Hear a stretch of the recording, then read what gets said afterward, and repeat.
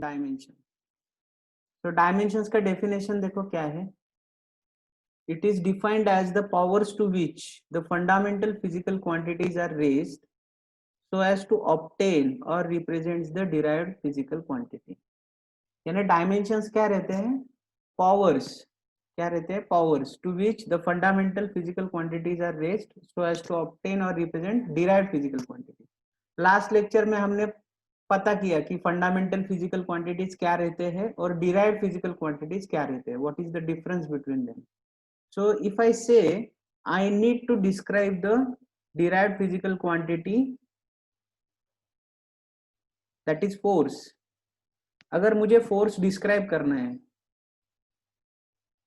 तो फोर्स का फॉर्मूला क्या है? Mass into acceleration. ठीक है। Again this acceleration I can write as velocity by time. Again this velocity I can write as displacement by time। तो time का क्या हो जाएगा? स्क्वायर हो जाएगा। ठीक है। तो I can say that force depends upon mass, it depends upon displacement, it depends upon the time। तो mass we are going to denote it by capital M, displacement we are going to denote it by length, ये तो length रहता है ना, and time we are going to denote it by t। So from this formula I can write that the dimensions of force are m raised to 1। अभी m raised to 1 क्यों लिख रहा हूं? क्योंकि मास देखो, मास का पावर 1 है, डिस्प्लेसमेंट का भी पावर क्या है? 1, तो l raised to 1। और टाइम का पावर, टाइम डिनोमिनेटर में है और रेस टू कितना लिखा है? 2, तो t रेस टू क्या आएगा? -2। तो ये जो है ये फोर्स के डायमेंशंस है। These are the dimensions of force। Now here from this definition I will again repeat the definition। Please see what I am going to highlight over here। Okay, dimensions are defined as the powers। देखो मैं क्या कर रहा हूँ, powers, ये आपको powers सी दिख रहे हैं ना, powers to which the fundamental physical quantities. यहाँ पे MLT क्या है? Fundamental physical quantities. Powers to which the fundamental physical quantities are raised. तो हम क्या करते हैं, ये जो फंडामेंटल फिजिकल क्वांटिटी है, मास, लेंथ एंड टाइम, इनकी पावर रेज करते हैं। कभी हम m raised to 1 लिखेंगे, कभी m raised to 2 लिख सकते हैं, depending upon the given derived physical quantity. तो यहाँ पे फोर्स में हमने क्या लिखा? m raised to 1, l raised to 1 and t raised to -2। So powers to which the fundamental physical quantities are raised so as to obtain or represent। ये represent क्या कर रहे हैं? फोर्स को represent कर रहे हैं। Okay, so this is known as a dimensions। dimensions बताने का एक तरीका है, ब्रैकेट में लिखते हैं, okay, and m raised to power जो कुछ भी है, ओके, MLT। अभी आप बोलेगे खाली MLT आते हैं क्या डायमेंशंस रिप्रेजेंट करने को? नहीं, you can represent the dimensions of the derived physical quantity by 7 fundamental physical quantities। लेकिन मोस्टली जो derived physical quantities है, you can give the dimensions in terms of mass, length and time। जितने भी ज्यादा there are n number of derived physical quantities, right? So n number of derived physical quantities, उनके dimensions mostly we can give with the help of mass, length and time। So mass, length and time are very popular in order to represent the dimensions of the derived physical quantities। आपको ये समझ में आया definition? Yes sir। Okay, अभी देखो uses of the dimensions. ये जो dimensions है ये बहुत ही यूजफुल है। किस लिए? we are going to see the 3 uses of the dimensions now। okay, so first use of the dimension is to check whether the given equation is dimensionally valid or not। given physical equation, you can say given physical equation is dimensionally valid or not। अभी यहाँ पे मैं एक example लेता हूं। आपको physical equation पता है? फिजिकल इक्वेशन क्या होता है? the equation which represents the relation between the physical quantities। क्या मैंने बोला? जो भी इक्वेशन जो रिप्रेजेंट करता है relation between the different physical quantities, उस इक्वेशन को हम बोलते हैं physical equation. The most interesting, और आपको पता है the three kinematical equations, the well known three kinematical equations, पता है आपको? कोई बता पाएगा three kinematical equations? Already you have study, बोलो। पहला क्या है? v is equal to u plus a t. दूसरा s is equal to u t plus half A T square. और तीसरा v square is equal to u square plus 2as। ये आपको पता है ना इक्वेशंस? हाँ सर। हाँ, यहाँ पे ये जो है v, it is what? Velocity, final velocity, you can say final velocity. u क्या है? Initial velocity, initial velocity, acceleration. क्या है? टाइम। सो ये पूरे क्या है? फिजिकल क्वांटिटीज तो है ना। v is the physical quantity, u is the physical quantity, a is the physical quantity, t is the physical quantity. तो जो equation which gives the relation between the different physical quantities is known as a physical equation. तो ये physical equations है, okay? Popularly known as a kinematical equations. तो ये dimensions का use क्या होता है? अभी देखो, to चेक करने के लिए कि भाई जो given equation है, physical equation, whether it is valid or not. अभी दूसरी चीज आती है कि भाई valid or not कैसे चेक करेंगे? तो मैं एक पहला इक्वेशन आपको कैसे चेक करते दिखाता हूं, and you can check the other two equations. Okay, पहला देखो, पहला इक्वेशन बोल रहा है v is equal to u plus a t. मैं आपको एक क्वेश्चन पूछता हूं, how many terms are there in the given equation? मैं टर्म्स पूछ रहा हूं, how many terms?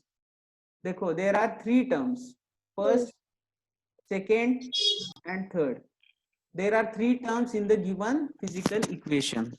Okay, now let us find out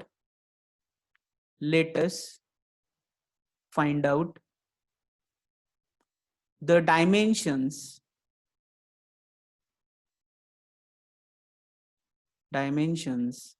of each term. क्या लिख रहा हूं? देखो, each term, आपको each term के dimensions find out करने हैं in the given physical equation, ठीक है? तो ये अभी मैं एक एक टर्म लूंगा। v बोले तो क्या है? Final velocity.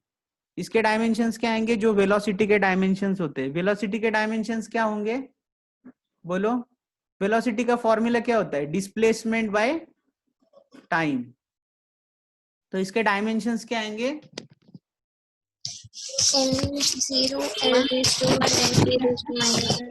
हाँ, t⁻⁻1 क्या आएंगे? v के dimensions.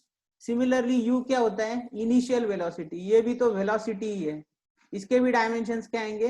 l⁻⁻1 t⁻⁻1। both are velocities, only the difference is that this is final velocity, this is initial velocity. at बोले तो एक्सेलरेशन इनटू टाइम। ओके, अभी एक्सेलरेशन के डायमेंशंस कैसे लिखोगे? Acceleration is what? v by time, velocity by time. तो velocity के dimensions ये है जो अभी हमने निकाले। इसको आप टाइम से डिवाइड करोगे तो आपको किसके डायमेंशंस मिलेंगे? a के। तो डायमेंशंस क्या आएंगे? डिवाइड करने वाले आप, तो l1 t⁻, बोलो, -2 इनटू t के डायमेंशंस क्या? ये तो टाइम ही है ना, तो क्या लिखोगे आप? t⁻1।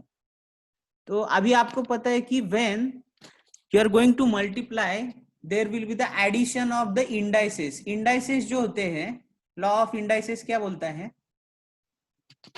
The multiplication gives the addition of indices. तो यहाँ पे आपको क्या करना है? indices का एडिशन करना है। तो यहाँ पे डायमेंशंस क्या आएंगे? l1 और ये -2 + 1, यानी कितना होगा? बोलो, -1 होगा, राइट? -2 + 1 इज -1। क्लियर? एडिशन किया हमने। ये है हमारा इक्वेशन 1 और ये 2 and this we will give as a 3. अभी देखो from 1, 2 and 3 what you can conclude that from 1, 2 and 3 we can conclude, क्या conclude कर सकते हैं, that each term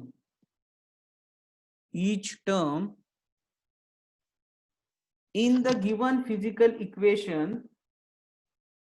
each term in the given physical equation has the same dimensions. सही है कि नहीं? एवरी टर्म के हमने डायमेंशन निकाले और हर एक टर्म के डायमेंशन सेम आए, तो सेम आए इसलिए ये इक्वेशन क्या है, डायमेंशनली वैलिड। आपको समझ में आ गया कैसे चेक करने का इक्वेशन? पहली स्टेप क्या है, how many number of terms are there, then in the second step you have to find out the dimensions of each term. If the dimensions of each term are same, then the given equation is valid. If they are not same, if one of the term is having the other dimensions, it is not matching with the dimensions of other, then the given equation is not dimensionally valid. आपको ये समझ में आ गया कैसे किया मैंने? हाँ sir. Okay, so shall we repeat the exercise for the second equation, s is equals to ut plus half at square? Yes sir. तो क्या हो जाएगा, इसमें क्या करना पड़ेगा, how many terms are there, पहला step, again there are 3 terms 1, 2 and 3, ठीक है। तो s इज व्हाट, डिस्प्लेसमेंट, इसके डायमेंशंस क्या आएंगे बोलो?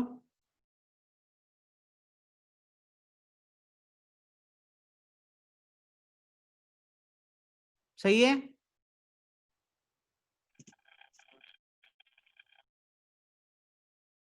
सही है ना, डायमेंशंस। Yes sir. यूटी के डायमेंशंस क्या आएंगे बोलो? u यानी क्या, वेलोसिटी, इनिशियल वेलोसिटी, तो वेलोसिटी के डायमेंशंस क्या रहते हैं बोलो? L1 t minus 1, और ये t raised to power minus 1, और ये क्या रहेंगे, t raised to 1, t raised to power 1, तो ये क्या हो जाएंगे, L1, सही है ना, ये भी L1 हो जाएगा। हाँ सर। अभी हाफ at स्क्वायर जो है, इसमें ये हाफ क्या है, कांस्टेंट है, ये कांस्टेंट टर्म है। कांस्टेंट टर्म के डायमेंशंस नहीं होते हैं, कांस्टेंट टर्म के डायमेंशंस नहीं होते हैं, it don't have any dimensions, ठीक है। अभी डायमेंशंस किसके है फिर, एक्सेलरेशन के है और t के हैं, तो एक्सेलरेशन के डायमेंशंस क्या रहते हैं, L1 t raise to minus 2 और t स्क्वायर बोले तो t रेस टू 2, तो दोनों का मल्टीप्लीकेशन किया तो फाइनल आंसर क्या आएगा, L raise to 1, L raised to power 1। हाँ, तो ये हो गया 1, 2, 3, क्या बोलता है कि each term in the given equation has the same dimensions, hence this is also dimensionally valid. s is equals to ut plus half at square dimensionally कैसा है, वैलिड है। अगर मैं ये इक्वेशन ऐसा लिखता, s is equals to ut plus half vt square, तो ये डायमेंशनली वैलिड है क्या? नहीं, क्योंकि इसके डायमेंशंस कुछ अलग आएंगे इस टर्म के, सही है कि नहीं, इसके डायमेंशंस इन दोनों से मैच नहीं होंगे, तो ये इक्वेशन डायमेंशनली वैलिड नहीं है, ये इक्वेशन डायमेंशनली वैलिड है। क्लियर? आपको यूज पता चला डायमेंशंस का पहला? Yes sir. अभी v square is equal to u square plus 2as के लिए कैसे करेंगे आप बोलो, बाकी के लोग बोलो, अभी मैं आपको क्वेश्चन पूछता हूं, so I will ask the name, okay. हाँ मंथन बोलो क्या करने का, how many terms are there, एक एक क्वेश्चन का आंसर दे दो मुझे, how many terms are there in this equation, v square is equal to u square plus 2as? 3. हाँ 3 टर्म्स आर देयर, बरोबर। So how to calculate the dimensions of each term, v square के dimensions क्या आएंगे, आर्या क्या आएंगे v square के v dimension? Square के हाँ L1 t रेस टू -1 का स्क्वायर तो कितना हो जाएगा फाइनल? फाइनल समझ नहीं आ रहा। अरे स्क्वायर होता है तो अपन क्या करते हैं, मल्टीप्लीकेशन करते हैं ना। हाँ L1 तो L raise to t raise to हाँ -2 बराबर L raise to 2 T raise to -2 हो जाएगा। बस खत्म है बात। क्लियर? हाँ हाँ अभी u स्क्वायर के डायमेंशन स्मिथ बोलो। Smith yes sir. u square के डायमेंशंस क्या आएंगे? सर L रेस टू 1 हाँ T -1। हाँ और उसका स्क्वायर भी तो करना पड़ेगा, u स्क्वायर है ना। हाँ तो final L dimension raise to 1 T -1 in bracket T square. Bracket का स्क्वायर। हम्म हाँ तो फाइनल डायमेंशंस क्या आएंगे? L raise to 1। नहीं रे भाई L2 आएगा ना, स्क्वायर लेते। इधर इधर अभी दिखाया देखो मैंने, ये इधर इधर L raise to 1 T raise to -1 उसका स्क्वायर करेंगे तो फाइनल डायमेंशंस क्या आएंगे? 1 L raise L raised to 2 T raised to 1 minus 2. 2 करते हैं, -1 इंटू 2 करते हैं तो मल्टीप्लीकेशन हो Okay. जाएगा, तो ये L रेस टू 2 आ जाएगा और इधर क्या आ जाएगा? Yes. -2। ठीक है यस सर। Yes sir. ठीक है। अभी मुझे इसके डायमेंशंस बोलो, 2as के डायमेंशंस कैसे निकालोगे? How to find out the dimensions of 2as? बोलो कौन बोलेगा अभी? सर पहले एक्सीलरेशन का डायमेंशन निकालना है जो है हाँ। L rest power 1 T rest power -2। हाँ देन उसके बाद फिर S का डायमेंशन जो क्या है है? L rest power 1। तो सही जब बात हम है। दोनों को ओके L रेस्ट दोनों पावर दोनों का मल्टीप्लीकेशन करेंगे। दोनों को हाँ हाँ उसके बाद L rest power 2 T rest power -2 आता है। हाँ तो तीनों तीनों टर्म के डायमेंशंस कैसे हो जाएंगे? सेम। अभी Same. ये जो टर्म आपने बोला 2as, इसमें 2 के डायमेंशंस क्यों नहीं निकाले हमने? क्योंकि वो कांस्टेंट है। कांस्टेंट है। हाँ कांस्टेंट है, कांस्टेंट के डायमेंशंस नहीं होते हैं। ठीक है, it don't have any dimensions. आपको क्लियर हो गए ये एवरीबॉडी? पहला use of the dimension everybody. Okay तो अभी मैं आपको एक इक्वेशन देता हूं, आप मुझे बताओगे कि डायमेंशंस कैसे निकालने के हैं, और you have to show that or you have to check that whether the given equation is dimensionally valid और नॉट। ठीक है, मैं आपको एक इक्वेशन देता हूं। देखो इक्वेशन है kinetic energy is equal to half mv square. हाँ यहाँ पे ये इक्वेशन है अभी। तो इस इक्वेशन में कितने टर्म्स है बोलो?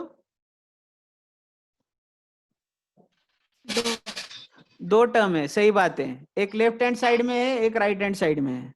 तो लेफ्ट हैंड साइड में कौन सी टर्म है? एनर्जी। एनर्जी के डायमेंशंस क्या होते हैं बोलो कोई भी?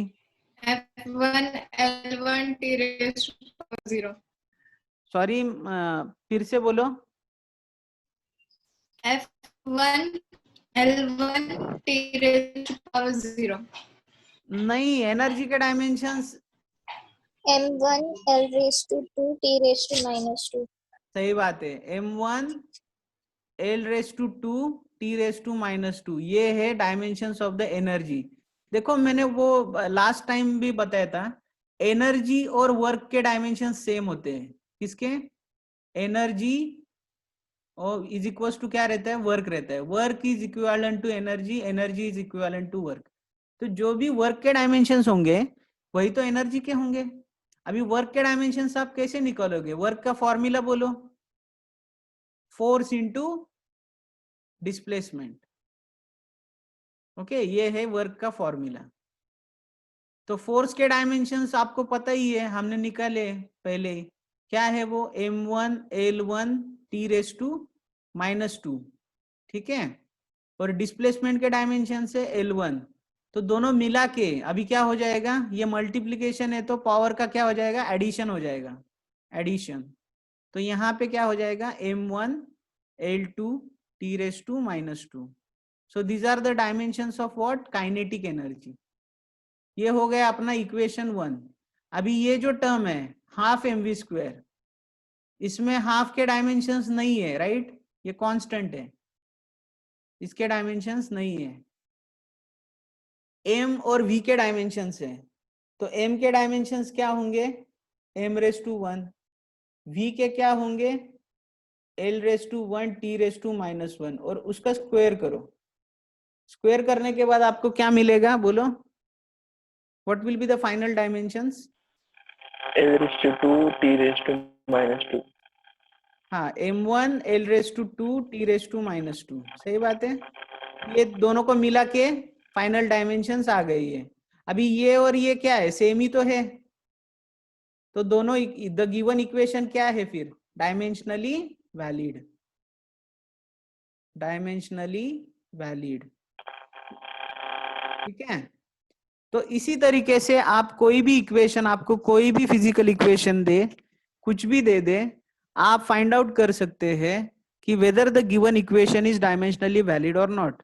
अभी आपने एक चीज को गौर किया होगा, ये चेक करने के लिए आपको वो इक्वेशन में जितने भी टर्म्स है, वो टर्म्स में जितनी भी फिजिकल क्वांटिटीज है, उनके डायमेंशंस पता होना जरूरी है।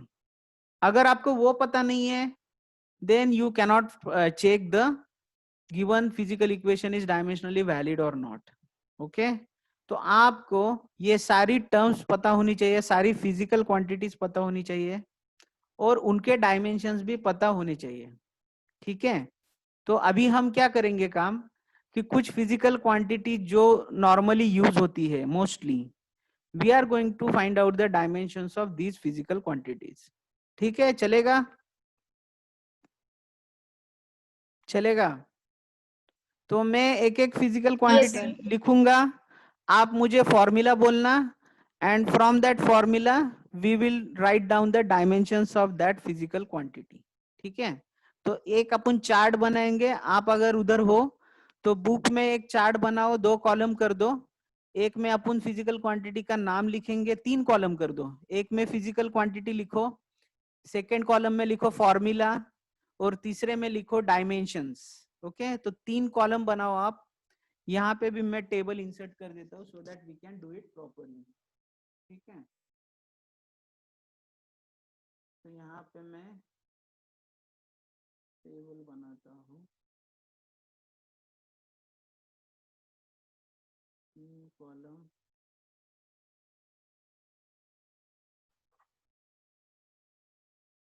छोटा बन गया है, क्या आएगा, एक मिनट। आपने बनाया 3 कॉलम बनाए आपके नोटबुक में, नोटबुक है आपके पास उधर? अभी मैं तो नहीं देख सकता, मैं इधर ऐसे ही बना देता हूँ, ये बहुत छोटा आ गया टेबल, ठीक है। तो यहाँ पे अपन क्या बनाएंगे, फिजिकल क्वांटिटी, यहाँ पे क्या लिखेंगे, फॉर्मूला, ठीक है, और यहाँ पे इसके डायमेंशन। तो ऐसे 3 कॉलम बनाओ,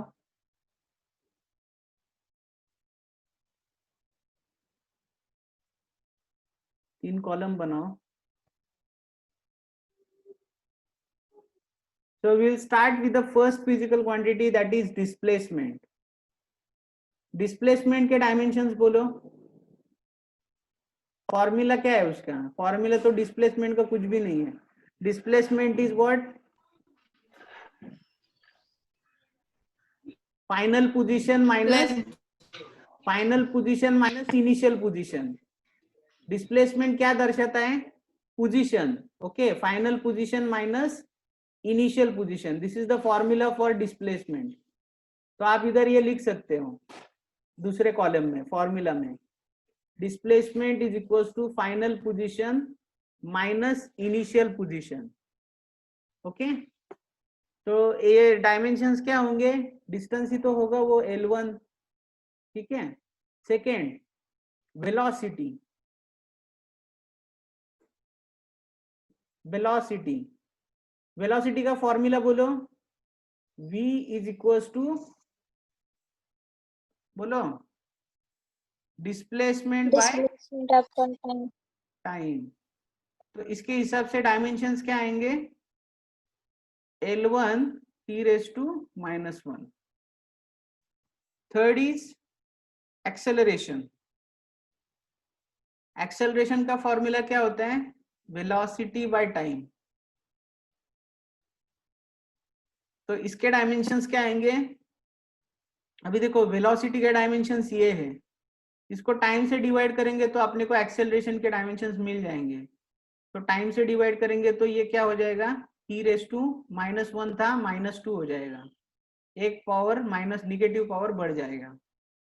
okay, third is fourth is force, force के डायमेंशन, फोर्स का फॉर्मूला बोलो, मास इनटू एक्सेलरेशन। यहाँ पे डायमेंशंस क्या हो जाएंगे, अभी एक्सेलरेशन के डायमेंशंस ये हैं, इसको खाली मास में मास का ऐड कर देंगे तो आपको अपने को फोर्स के डायमेंशंस मिल जाएंगे। तो आपको क्या होगा फिर डायमेंशंस, m1 L1 t⁻², ठीक है। ये हो गए अपने फोर्स के dimension. Fifth is work, work का फॉर्मूला बोलो, फोर्स इंटू क्या होता है, डिस्प्लेसमेंट। तो फोर्स के तो डायमेंशंस ये है अपने पास, ठीक है, इसको खाली डिस्प्लेसमेंट से मल्टीप्लाई कर देंगे तो अपने को वर्क के डायमेंशंस आ जाएंगे। तो basically you have to write what, displacement से मल्टीप्लाई करना है ऊपर, तो m1 L2 t⁻²। आपको ये प्रैक्टिस करना पड़ेगा, ओके, सो दैट आपको सभी फिजिकल क्वांटिटीज के डायमेंशंस याद रहे। Okay, so you have to write it. Sixth is energy, energy के डायमेंशंस बोलो, energy is equivalent to work. Okay, so energy is equivalent to work, तो जो भी एनर्जी वर्क के डायमेंशंस होंगे वही तो एनर्जी के होंगे। तो m1 L2 t⁻²। आपको ये समझ में आ रहा है चार्ट? Yes, sir. पहली वाली क्वांटिटी दूसरे से रिलेटेड है, देखो, displacement is related to velocity, okay, velocity is related to acceleration, acceleration is related to force, force is related to work and energy there is a relation, equivalency. Okay, seventh हम लिखेंगे power, power का formula बोलो, power is what, work upon time. मुझे एक बात बताओ, अगर दो आदमी है, ओके, दो आदमी है, सपोज दो वर्कर है, worker, okay, one worker is finishing his work in a time interval of 2 hours and the same amount of work the other worker he is taking 8 hours. तो कौन ज्यादा पावरफुल है, जो दो घंटे में काम खत्म करता है वो ज्यादा पावरफुल है, उसकी पावर ज्यादा है, सही है कि नहीं? Yes. समझ में आ रही है क्या हाँ बात? सर। हाँ तो सर। पावर ज्यादा होने के लिए वर्क ज्यादा करना चाहिए कम टाइम में। Okay, that means power is directly proportional to work, power is inversely proportional to time. तो कम टाइम में ज्यादा काम करे उसको हम बोलेंगे ज्यादा पावर है। Okay, so that particular process will be having more power. ठीक है, तो अभी वर्क डिवाइडेड बाय टाइम कर रहे हैं अब, तो वर्क डिवाइडेड बाय टाइम करेंगे तो क्या मिलेगा मुझे बोलो, वर्क के डायमेंशंस तो यही है, इसको खाली टाइम से डिवाइड करेंगे, तो टाइम से डिवाइड करेंगे तो टाइम का पावर निगेटिव साइड में और एक बढ़ जाएगा, that is what, m1 L2 same t⁻³ हो जाएगा, जो -2 था इधर वो क्या हो जाएगा, -3 हो जाएगा। ठीक है, ये हो गया पावर। Yes sir. 8 अगर मैं बोलूं काइनेटिक एनर्जी, काइनेटिक एनर्जी, उसके डायमेंशंस कौन से होंगे? जो एनर्जी के होंगे वही तो होंगे, वो भी तो एनर्जी है। तो एनर्जी आप कौन सी भी बोलो, कोई भी एनर्जी के डायमेंशंस यही होंगे, m1 l2 t⁻²। अगर मैं बोलूं पोटेंशियल एनर्जी, उसके भी तो डायमेंशन सेम ही होंगे, जो डायमेंशंस काइनेटिक एनर्जी के होंगे वही पोटेंशियल एनर्जी के होंगे। ठीक है, क्लियर? सबको समझ में आ रहा है? Yes, sir. आप चार्ट लिख रहे हो उधर? Are you making the chart? Yes, sir. Yes, sir. Okay, आप बनाओ चार्ट, आपको ये हेल्प करेगा। ठीक है, अभी next term is momentum. Momentum, आपको पता है मोमेंटम क्या है? Can anybody tell me the definition of momentum? Momentum का डेफिनेशन क्या है? Definition of the momentum, what is the definition of the momentum? किसी को पता है? बोलो। नोबडी? आर्यन आला का? नाही आला? आर्यननी बुट्टी मारली आज. आर्यन मॅथ्सच्या क्लासला होता का रे? होतं ना सर. अरे यार, मग नाही आला तो, फिजिक्स आवडत नाही होते त्याला. ठीक आहे, चला. ओके, सो मोमेंटम, मोमेंटम का डेफिनेशन क्या है? बोलो, अरे कोई तो बोलो. Mass and velocity. हाँ, it is the product of Mass and velocity. mass and velocity, product of mass of the body and velocity of the body, mass of the body and velocity. ठीक है, of the body. तो अगर momentum ज्यादा है, momentum का symbol होता है P. आप बोलोगे पावर का भी P लिखा है आपने, ऐसा बहुत सारी टर्म्स है जिसका सिंबल सेम रहेगा फिजिक्स में. मोमेंटम का सिंबल भी क्या है? P है. तो P is given by mv. Okay, so it is the product of mass and velocity of the body. That means P is directly, momentum of the body is directly proportional to mass and velocity. यानी अगर मास ज्यादा है तो momentum ज्यादा होगा, जब और अगर वेलोसिटी ज्यादा है तभी मोमेंटम ज्यादा होगा. ओके, दोनों कम है तो मोमेंटम कम होगा, दोनों ज्यादा है तो मोमेंटम बहुत बहुत ज्यादा होगा. ओके, एक कम है एक ज्यादा है तभी भी दूसरा कितना है एज कंपेयर टू पहला वाला. यानी अगर मास छोटा है, mass is less but velocity बहुत बहुत ज्यादा है तो मोमेंटम भी ज्यादा होगा. ओके, और अगर मास बड़ा है लेकिन वेलोसिटी बहुत छोटा है तभी भी मोमेंटम ज्यादा होगा because of the mass effect.